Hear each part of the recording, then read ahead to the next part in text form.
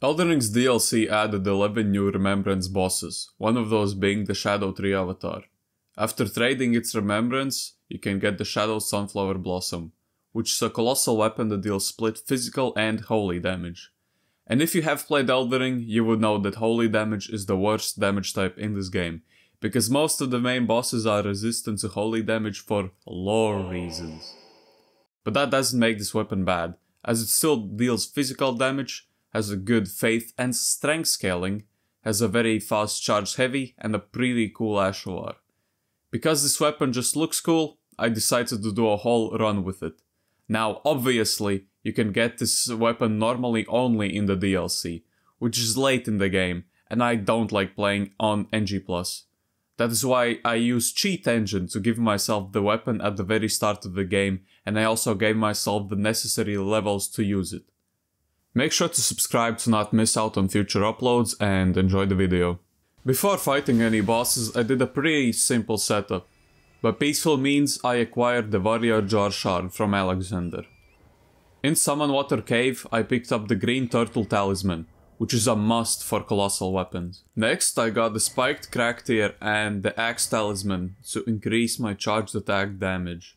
In Weeping Peninsula, I grabbed the Faith Knot Tier because the Sunflower scales mostly with Faith. In this Frenzy Tower, I also picked up Howl of Shobriri, and then I made my way over to Margit. This fight was just way too easy, mostly because I am a bit over leveled at this point, but my damage was not too crazy, because Margit has 40% holy damage negation. In Mount Gelmir, I picked up the Golden Vow Incantation, and then I made my way through Stormwell Castle and got to Godric. Godric is also strong against holy damage, but he has a lot of windows for charge attacks, so he went down pretty easily.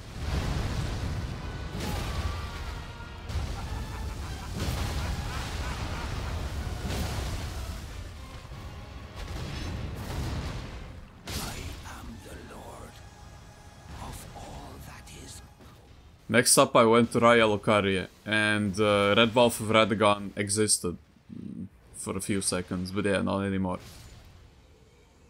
So far, Renalo is actually the hardest boss, and mostly because I have very little stamina and, you know, you have to run a lot in her second phase.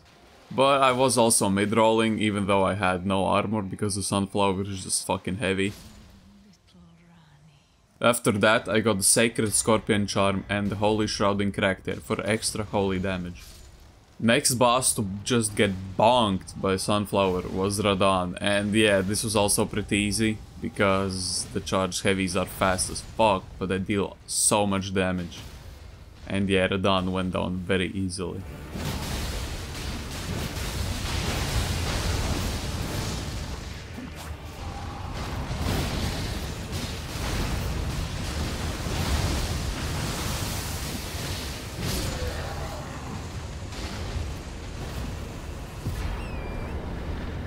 In Lux Ruins, I got the Ritual Sword Talisman after defeating Gillica. Before I actually got to this boss, I thought it will be somewhat challenging, but it turned out to be the easiest Draconic 3 Sentinel kill I have ever gotten.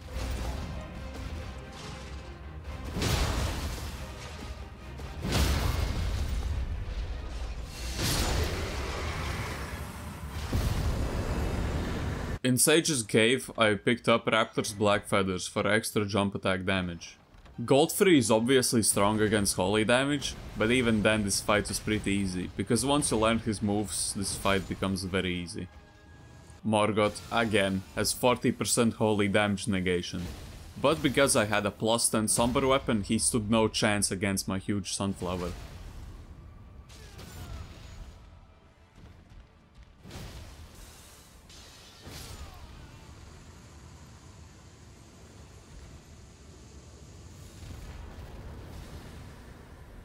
I hate Fire Giant, and this fight didn't change that obviously, but I did beat him somewhat quickly, even though he was annoying in the second phase, but in the end, I beat him.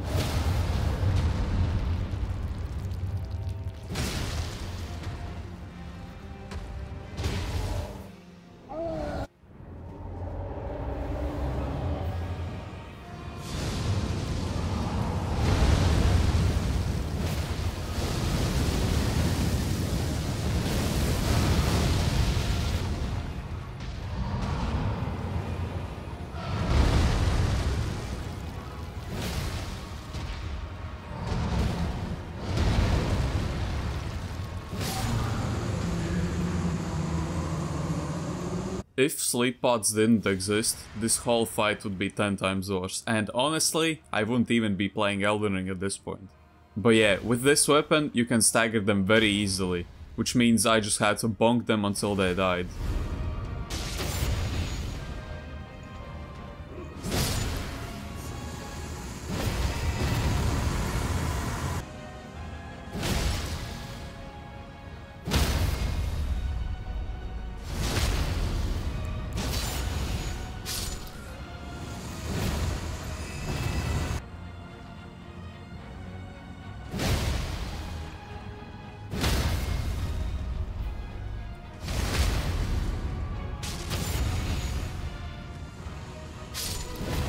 Fuck you, Foreskin Duo.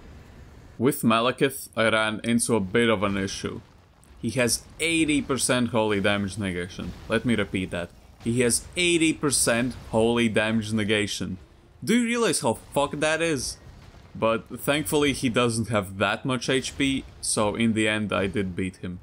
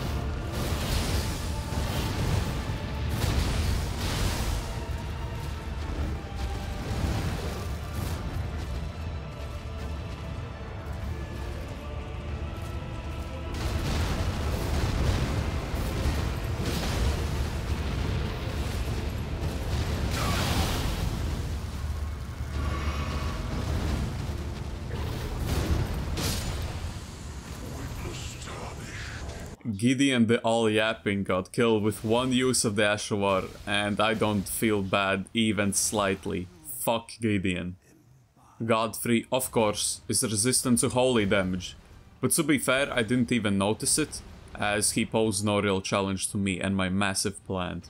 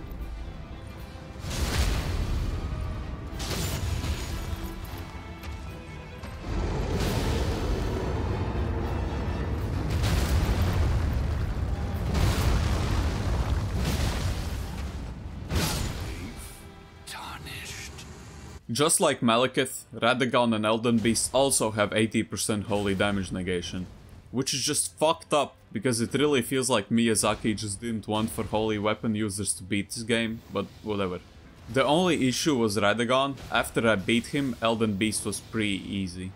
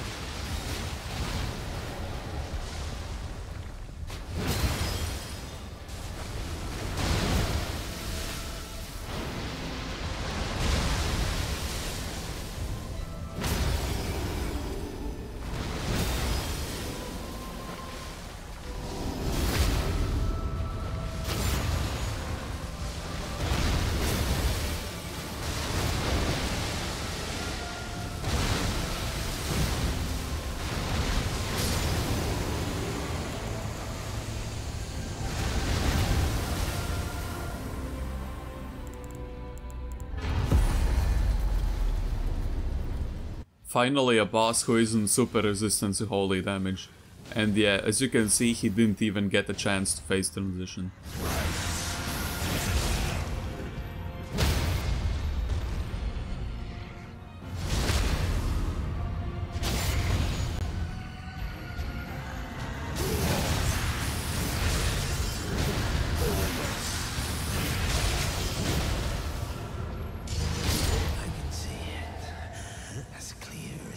I made my way into the DLC and collected some Scadutree fragments to get my Scadutree blessing level to 10. Then, in Templetown Ruins, I picked up the two-handed sword talisman, and nearby I got the Gravebird's Blackwell armor, which does the same thing as Raptor's black feathers, but it just looks way cooler. First DLC boss I decided to fight was Commander Gaius, because after defeating him, I can get 5 Scadutree fragments and get my blessing level to level 12. And I hate this fucking boss with a huge passion. I don't know how FromSoft decided this was a good boss, but luckily he is weak to holy damage, so the fight was pretty easy.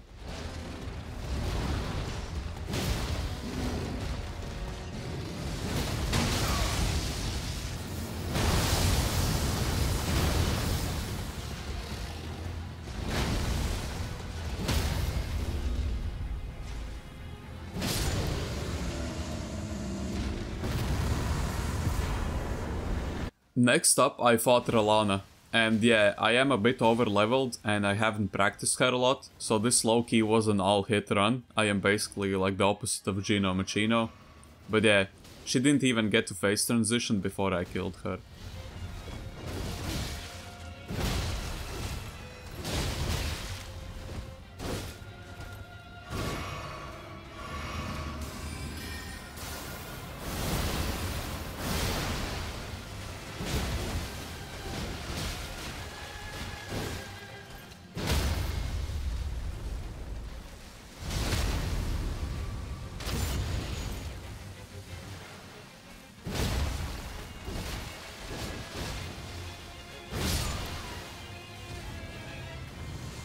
Mesmer is strong against holy damage in the first phase, but weak in the second one, which doesn't really matter as I know his moveset very well, and this weapon is just bonkers, man.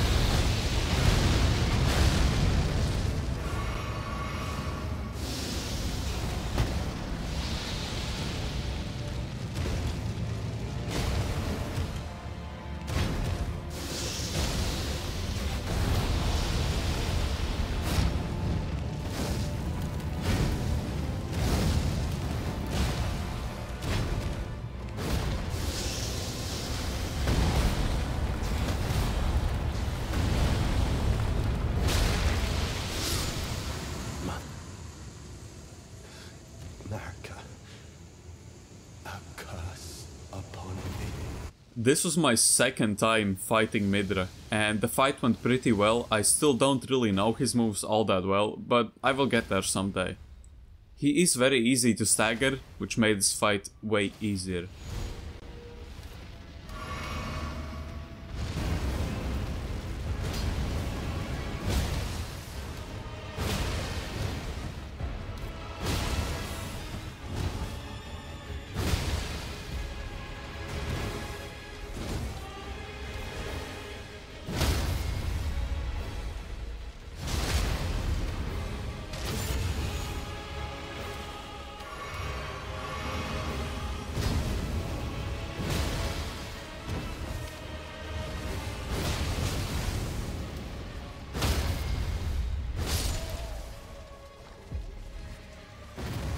This was actually my first time beating Bale, because I just got a new computer and on my old one the game would always crash during the second phase, so I never beat him until now. And yeah, this weapon did very well against him, mainly because it has good reach and high posture damage.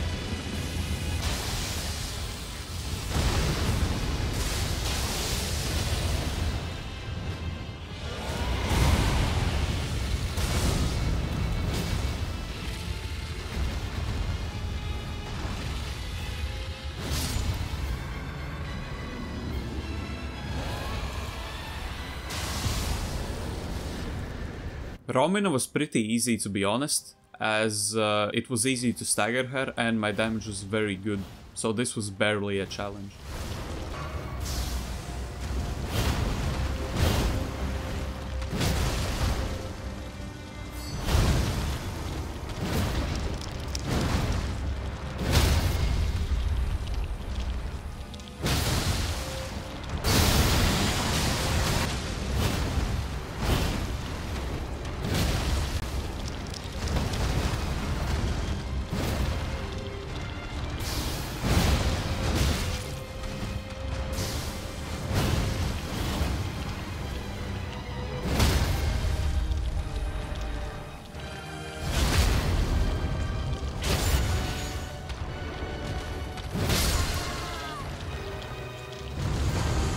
Unfortunately, I had to beat Leda and her squad.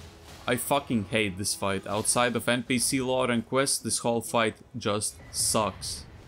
Now comes the final boss of the video, and the final boss of the DLC, Radahn.